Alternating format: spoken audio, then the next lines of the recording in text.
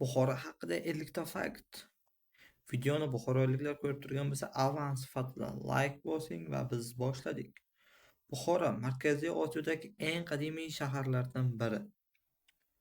Buxoro yoshi taxminan 2500 yoshdan o'tgan. Buxoro qadimda Buyuk Ipak yo'lining muhim markazi hisoblanadi. Va Buxoro nomi sanskritcha vihari, ya'ni ibodatxona so'zining ma'nosidagi ma'nolarni ham bildiradi. Bu asosan chet manbalarda keltirib o'tilgan. Buxoroda ilk bor yozma manbalardan miloddan avvalgi davrlarda tilga olingan, ya'ni Buxoroning yoshi juda ham qadimgi yosh hisoblanadi. Ya'ni miloddan avvalgi davrlarga borib taqalmoqda. Va o'sha Sovet davrida va Rossiya istiqlollik davrida aynan Markaziy Osiyo hududlarida hech qanaqa davlatchilik bo'lmagan. Biz o'zimiz bu yerda davlatchilikni shakllantirib, bu hududlarni biz berganmiz degan yolg'on ma'lumotlar berib o'tiladi, ya'ni propaganda qilinadi va bu propagandalarga biz uchmaymiz do'stlar. Qadimda Buxoro Sog'diyona tarkibiga kiritgan. Arablar Buxoroni 8-asrda bosib olgan, ya'ni 8-asrda islom dinini yoygan. Bosib olgan atamasi bu yerda sal noto'g'ri ishlatilibdi. Islom dini Buxoroda 8-asrdan keyin tarqala boshlangan. Buxoro 9 va 10-asrlarda Somoniylar davlati poytaxti bo'lgan. Somoniylar maqbarasi islom me'morchiligining eng qadimiy namunalaridan biridir. Imom al-Buxoriy Buxoroda yaqinda tug'ilgan buyuk muhaddis olim hisoblanadi.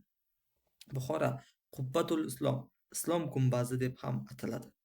Shahar yuzlab madrasa va masjidlarga ega bo'lgan. Mar Arab madrasasi 16-asrda qurilgan.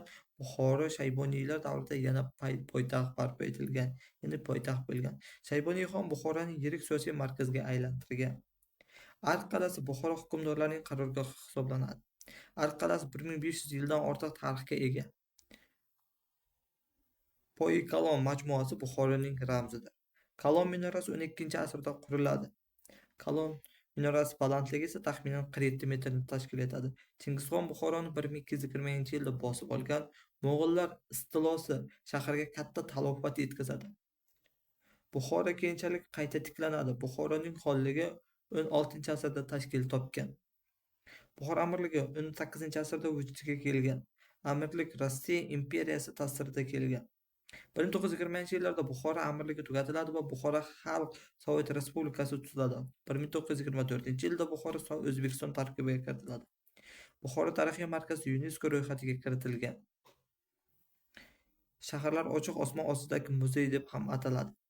Labi hovuz majmuasi esa 17-asrga oid Buxoro hunarmandchiligi bilan mashhur hisoblanadi.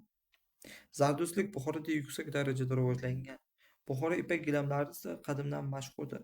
Shaharda qadimiy savdo karvon yo'llari, Buyuk Ipak yo'llari o'tgan. To'qi Zargon, To'qi Sarafon va To'qi Telpak Furushon savdo gumbazlari mavjud. Buxoro madaniy va ilmiy markaz hisoblanadi. Ko'plab allomalar Buxoroda tahsil olgan.